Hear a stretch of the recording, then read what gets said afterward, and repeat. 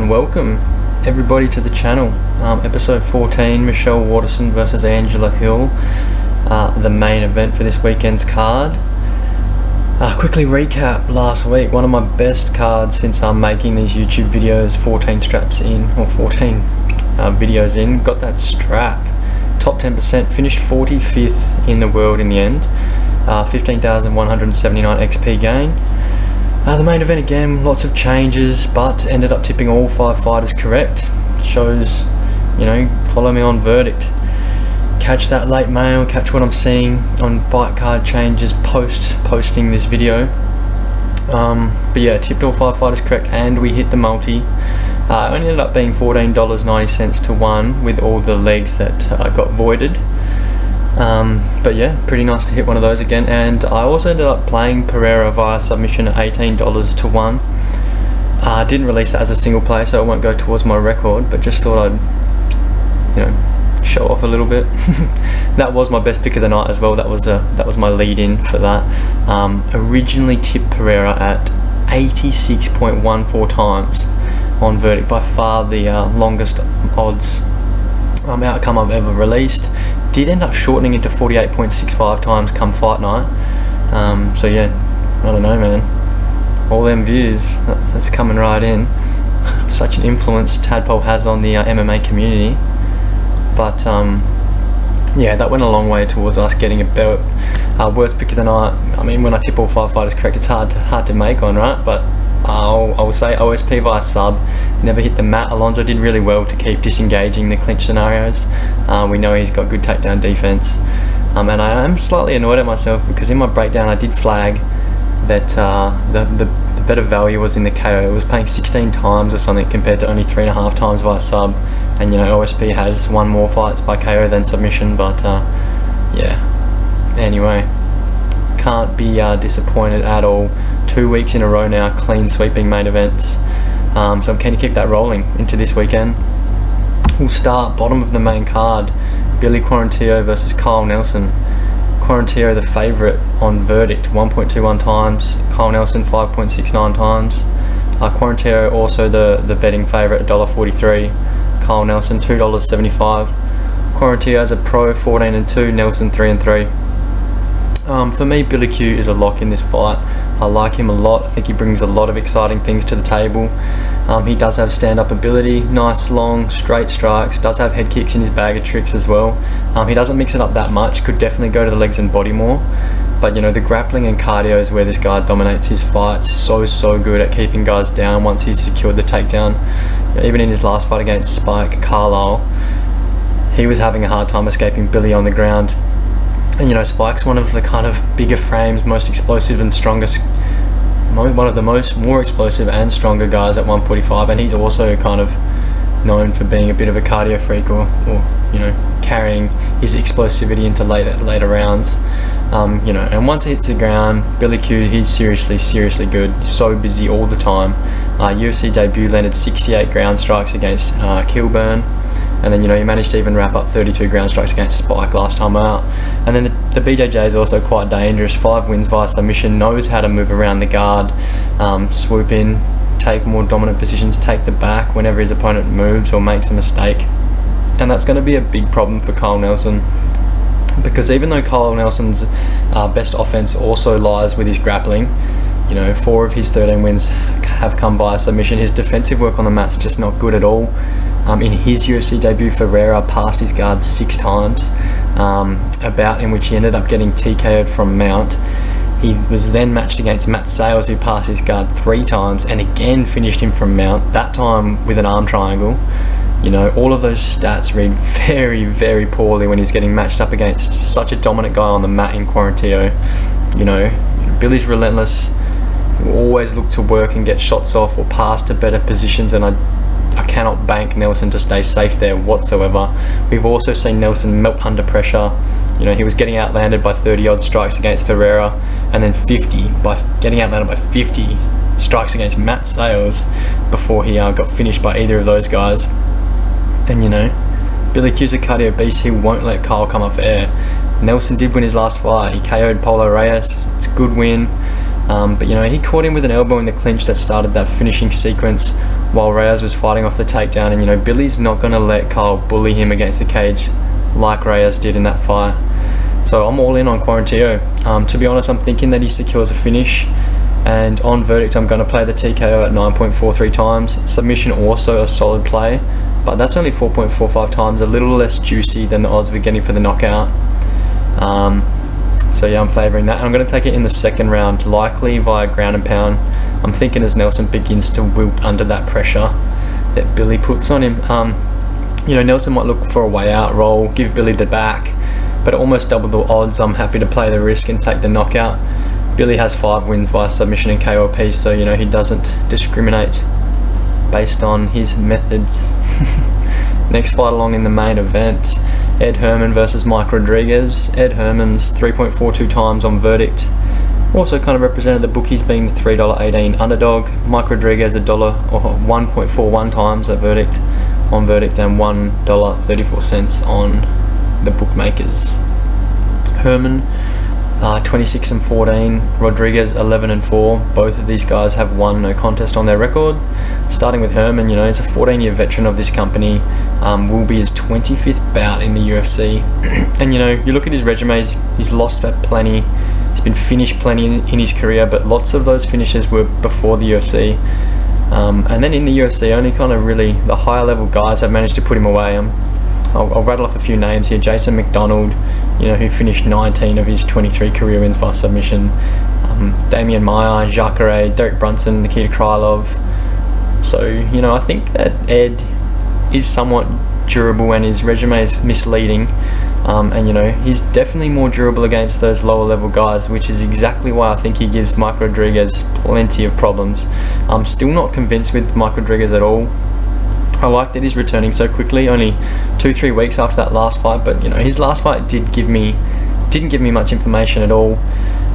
He did well to secure the clinch, but that was literally the only thing he needed to do to secure the first round finish over Marcin Prachnio.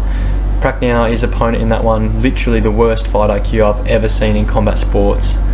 Defensively horrible. So very little stock goes into that win for me. You know, in terms of their characteristics, Mike's going to be the much bigger guy in this fight, 3 inches height, 5 inches reach, and you know, he also does fight long, so that's going to be amplified. You know, he likes the straight strikes, front kicks to the body, he kickboxes a lot, but I cannot imagine that Herman's going to be hanging out in kickboxing range for very long in this one anyway. You know, there's every chance that Ed gets caught with a clean shot from Rodriguez, gets put out, but in my opinion, I think that Ed has all the tools he needs, plus the experience edge to make this kind of a grittier fight, a grappling war, and outlast Mike, who's still pretty green in his career. Obviously, Ed Herman's going to need to bring it. Rodriguez, I don't think will make it easy. But like I mentioned, I think he's genuinely a more durable guy than his record suggests. Been at light heavyweight now for 5 fights, has had the time to fill out a little more to kind of match guys in bulk where they beat him in length, which will only aid him in this fight, kind of regarding to those clinch battles. And then in terms of his takedowns, completes exceptionally well. 2.2 takedowns every 15 minutes. And that's pretty impressive considering he's kept that up across 24 UFC fights.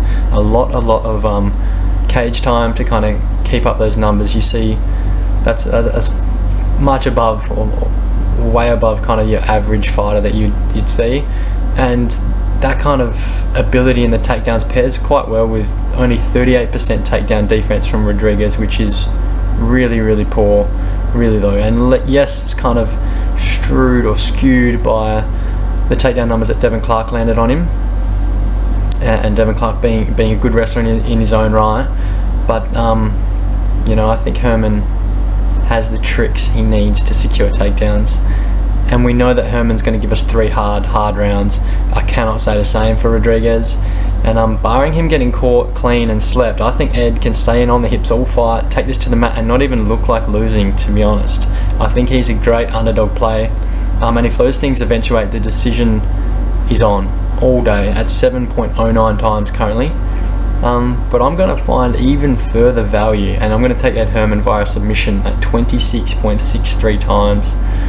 This is my widest play of the night, and yeah, I'm pretty happy with it, to be honest. One of Rodriguez's 4 losses was via submission, whilst, you know, quite a margin. 13 of Ed's 25 wins have come via the tap, and he's only actually taken 5 wins by decision. So the discrepancy there in the verdict odds, I think we have to kind of expose that value. You know, yes, Ed's last submission win was in 2012, but he needs to go the grappling route in this fight, otherwise he does probably get sparked by the far rangier guy on the feet. So I like the play. I'm also going to play the second round. Almost half of his subs have been in the second frame, and it kind of, you know, gives some time for Ed to be patient, wear Rodriguez down a little more, and yeah, in terms of getting specific, I think that armbar, his patented go-to submission, is going to get locked in for the veteran. Next fight along, Roxanne Motherfury versus Andrea Lee. Motherfury, the favourite on verdict, 1.6 times. Andrea Lee, 2.66 times underdog on verdict. Betting odds, extremely different. Motherfury is a $3.60 underdog, and Andrea Lee, a $1.28 favourite. Motherfury 24-18 as a pro. Andrea Lee 11-4. You know, earlier in the week I was thinking Motherfury would be a bet this weekend over a $3.50 underdog, veteran of the game, huge experience edge, but fuck that. This fight is the best example of a no bet you could think of. You know, who knows where Roxy is in her career right now. 42 pro bouts, multiple stints in the UFC, Invicta, other organisations, but it's just never strung enough wins together or wins in big enough fights to kind of be considered a star and be given a shot again. Obviously to get the shot for the title against Nikki Montano, but that didn't happen for her, did it? Obviously. And she's very quite basic, you know, a points fighter, out and out, not dangerous anywhere, only 9 finishes from her 24 wins. She's got volume, you know, but you won't see the strikes tallied as significant. You know, she barely even taps her opponent. Her ground strikes are very insignificant. In terms of the ground though, she does have decent grappling, credit where credit's due, does go position over submission, which is kind of nice to see, but even when she does get dominant position, she does struggle to finish the fights. And then if you're talking defense, she's horrible, you know, for a lady who's been in the game for so long, her movement's so bad, and she just gets lit up on the feet. She consistently gets tagged, in my opinion, and then her takedown defense is 40%, which is woeful. Andrea Lee, for mine, much better striker here, I think by a margin. You know, a Muay Thai base of sorts, likes to throw elbows, loves to kick, and kicks to the legs, body and head, which is more than I can say for Roxy for sure. And although Roxy might be stronger in the clinch and does obviously resort to her wrestling quite a bit as well, Andrea Lee is far more dangerous and active with her jiu-jitsu on the ground. These girls actually fought 5 years ago in Invicta, and you know, Motterfury 5 years ago won that fight in a pretty close split decision. Both fighters had moments. Lee had Roxanne mounted in the second round. Roxy had Lee mounted in the third round, and then finished the fight on Andrea's back. Did enough to take that one out. But you know, Andrea Lee was 2-0 back then, so green. Roxy, on the other hand, had already accumulated 27 pro fights, and you know, Andrea was busting her up on the feet in that fight, already had the advantage in the striking department, and Roxy just had the kind of that edge to get it to the ground and grind it out. You know, let's look at their progression since then. 9-2 from Andrea Lee, or 9-3, and 9-7 for Roxanne. So more fights for Roxanne, fair enough, but you know, I think Andrea Lee's on the way up. In terms of kind of how this one plays out, I think both girls probably secure takedowns on each other, but I'm not overly concerned with either girl finishing down there. Like I said, Roxy just isn't that slick with it, and she also rarely gets finished as well, only 4 times from 17 losses, so an element of durability there for Motterfury for sure. So I think that grappling is going to cancel each other out of sorts, which leaves Andrea Lee with the considerable striking advantage, volume advantage with regards to significant strikes, and that's going to be enough for me to lean her for sure. I'm going to take Andrea Lee, and I'm going to take the decision at 3.23 times. As the underdog on verdict, I actually don't mind the play. Like I said, I think she's probably been the one to make more progressions and is on the upward trend since their first encounter. But like I mentioned, this is a no bet. I will not be placing bets on this fight. Co-main event, weird one, but excited for this scrap. Ottman Zeita versus Karma Worthy. Zeita underdog on verdict 3.35 times, and Karma Worthy coming back $1.40. Oh, $1.43 times. In terms of the money, Ottman $2.18, Karma Worthy $1.66. Zeita undefeated as a pro, 12-0, Worthy 16-6. In my opinion, this is by far the toughest fight of the main event to split, because Karma Worthy, I really do like Karma Worthy. He's fun in there, really fun to watch, actually really well rounded, massive for the weight class, and you know, just goes out there looking to finish guys. Doesn't have the cleanest looking striking technique, but he uses kicks heaps, works the legs, boasts some pretty dangerous power as well, mind you, but he is hard to back as a favourite on verdict, a favourite at the bookies. We cashed him against Louis Pena as a $3 underdog. Was a great spot for him. You know, I played that bet knowing that Louis Pena often comes out looking unmotivated. He's so liable defensively, which was always going to be a problem against a guy like Karma, who's always looking to finish the fight. And I haven't seen those same undesirable characteristics out of Zeita yet. And to be honest, I haven't seen a great deal from him. But I do know he's a 12-0 prospect out of Morocco, some of the heaviest hands at 155. And in terms of striking, he really knows when to go, and when he does, he sits down on the strike, that big right overhand, his trademark weapon.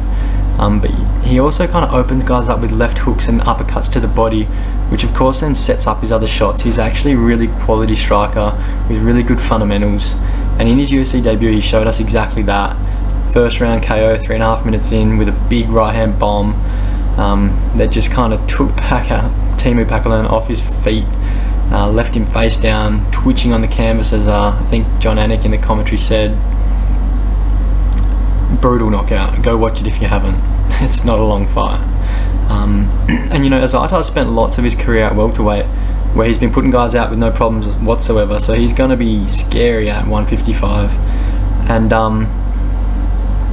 in terms of convincing myself on this pick, I'd have a much harder time doing that in picking Zeita if all we'd seen from him was this finishing ability, because you know, 9 of his 11 wins are in the first round. And I'm bringing that up because it's kind of the same problem I had with Menafield. But 3 fights ago, Ottman Zeita actually won by a knockout in the 3rd round, where he showed us he still carries power into those later rounds. And you know, he's also won a decision before, only one on his career, but that was an extremely impressive performance. He was the far fresher fighter late in that one, and you know, he even leaned on some grappling in the final few minutes to secure the bout. Just held his opponent down for about 2.5 minutes. Wrestled him down, sat in his guard. For the most part, he's an opportunistic grappler. He's not that dangerous down there, but I do just like seeing that he had that ability and had the smarts, had the cardio to do that late in a fight. And yeah, I mean, opportunistic grappler. 2 wins via submission, but Karma Worthy will definitely have the advantage kind of on the ground with a BJJ. You know, Ottman's strong in those clinch scenarios as well though. Shorter, but also built well. And his career, he's a striker, he wants to strike, so he's predominantly kind of leaned on solid takedown defense and sprawling before managing to shut the lights out on his opponent. So I'm going to play that. I'm going to play Ottman via knockout at 5.79 times. Karma's been KO'd 5 times in his career. You know, he brings the heat, but that often leaves him to be that finish or be finished mentality. All in all, beautiful for viewing. Should be fun as. And I enjoy watching Karma. His style and abilities kind of, entertaining, but far less entertaining to bet on when he's the verdict and betting favourite. So it is what it is. We cash him as a dog, now we'll fade him as the favourite. I'm also going to take the first round. 7 of Ottman's 9 knockout wins have been in the first, and 3 of the 5 occasions that Worthy's been put out were also within a frame, so I think that speaks to kind of how this one is potentially going to play out. Main event now, Michelle Waterson versus Angela Hill. Michelle Waterson, the underdog at verdict and at the bookmakers, 2.27 times on verdict and $2.09 at the bookies. Angela Hill 1.79 times at verdict and $1.72 at the bookies. Waterson 17 and 8, Hill 12 and 8 as a pro. It is a good fight, lots to consider, but only a couple of factors that when I broke it all down were really going to make my mind up. First factor, the volume discrepancy between these two girls. Hill has the advantage, 100%. She's so busy, always looks to land shots or threaten takedowns or initiate clinches or grappling scenarios. You know, she's always working, which looks really good to the judges. And I don't want to say that Waterson is the entire opposite, she isn't, but she doesn't have that same degree of volume that Hill brings to the cage.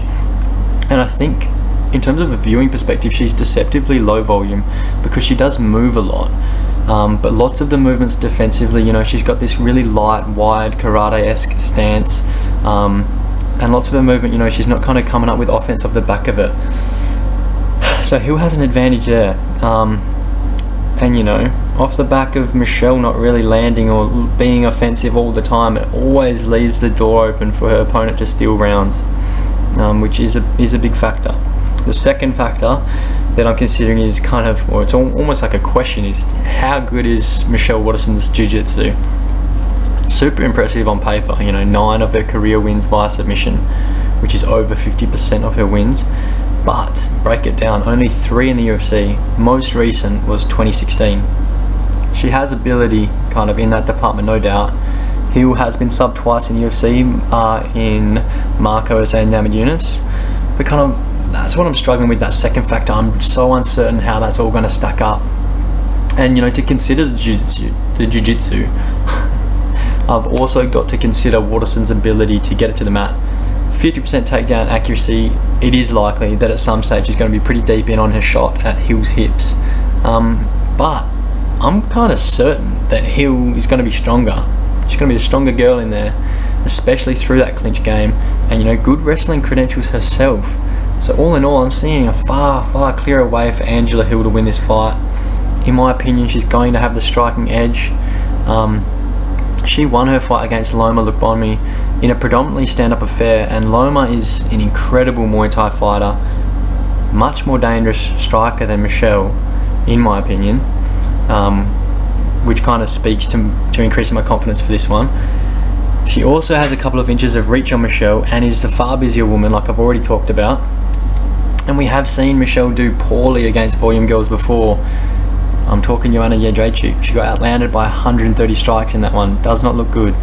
You know, JJ is a champion as well. One of the best strikers, best fighters in women's MMA, especially at strawweight. And I'm not saying that Angela Hill's striking is anywhere near as nice as JJ's, but she does bring a similar kind of level of activity that JJ possesses.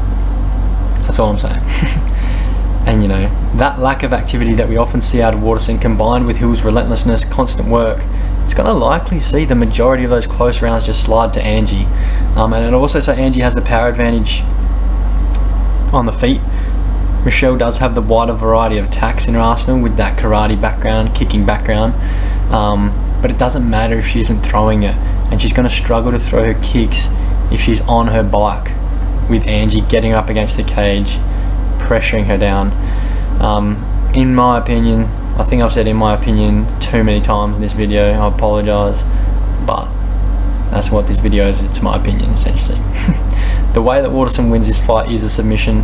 Her stats suggest that she's going to have every chance to get this fight to the mat, but with that kind of in my head being the lone possibility of her getting her hand raised, and the pure strength advantage I'm seeing for Hill in the grappling scenarios, I'm not going to play Michelle Waterson here. I'm going to go very vanilla. Take Angela Hill by a decision, so short, 2.38 times. But it is what it is. That's what I think is going to happen. I love how active Angela Hill's been over the last 18 months. And, you know, she'd be on a nice little tear, nice little streak of 4 wins if that Gedalia decision had gone her way, as it potentially could have. And I know a lot of people, including me, scored that for Angela Hill. So yeah, maybe everyone would be thinking a little differently if she didn't have that loss sitting on her last fight. Anyway, so that's kind of the card broken down. Going to the betting side of things now, and we'll briefly go over it. Very nice to hit a multi last week. The record now stands 2 wins, 11 losses for a profit of 41.999 units. GG's if you've been following. This week we're following a similar game plan. We just took 5 or 6 fighters straight up last week. Only 4 made it to the cage. We're going 4 again here. I've got Quarantio, Herman, Zeita and Hill, all just to win through any method at $19 to 1. I like that. You guys have heard plenty of all my reasoning for those fights and those fighters to win, so I'll just keep going along. Single plays, only 2 wins in this category, 6 losses for a loss of 2.3 units. So, you know, I want to get that back up. I want to get that to the green as well. Just one single play this week. I'm taking Ed Herman straight up. Like I said, I think his value is currently $3.18. Barring him getting sparked on the feet, I think he wins a decision or a submission. I think Rodriguez's 1 win condition is a knockout. So for him to be this big of an underdog, I think that is crazy value. And hopefully we can get back on the right track in this single plays kind of category. In terms of this week, that's all for me. We'll probably have a week off next week, skip the card and come back for Izzy Costa. That is going to be an amazing main card. There's plenty of exciting fights. I hope we get through to it, barring any pullouts, COVID positive tests, etc. If you stayed this long, thanks heaps for supporting. My last week's video actually got the best kind of response from the MMA community. So yeah, don't be afraid to drop a like, drop a comment if you're thinking similar to me, different to me. Just kind of open up the communication channel down there. Also in the kind of description you can catch my socials, Instagram and Twitter, and then also kind of my verdict profile as well. Follow me on all those things if you're interested. Just the socials, kind of betting, verdict related content, just a bit of chin wagging as well. And then of course on verdict you can see how I'm scoring fights, and then if there's any changes to the main card, you can see what I'm picking there. Alright, thanks for sticking around. Catch up.